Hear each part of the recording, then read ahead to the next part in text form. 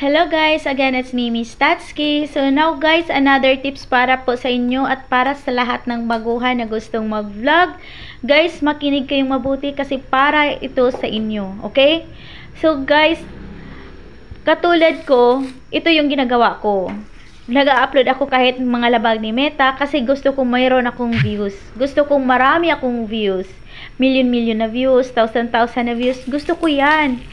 Katulad nyo, di ba? Lahat tayo gusto yan. Pero alam mo ba na dahil sa ginagawa natin, mas lalo lang tayong hindi ma-monetize.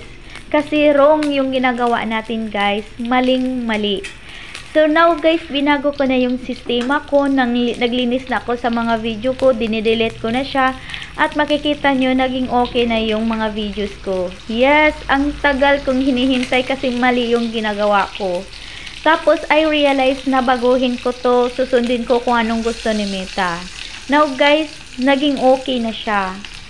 Sa tagal-tagal, naging okay na. Nawala na yung mga parusa ko, lahat-lahat. Nabigyan niya din ako ng pabuya. So, guys, ito lang. Huwag kayong mainggit sa mga thousand na views, million na views na yan. Kung ang ginagawa naman is ang labag. Yung mga sikat na mayroong million na views na walang ads, guys, wala po yung sahod. Okay? Kung wala silang ads. Yes, nagkakapera sila dahil sa kasikatan nila. Kasi merong mga company na nagpa-endorse sa kanila.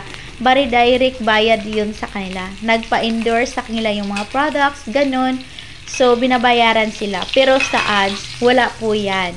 Sa views, questionable po yan. Sino bang nagbabayad sa atin? Guys, yes, nakakapira tayo sa views. Dahil, ang views natin is mayroong ads.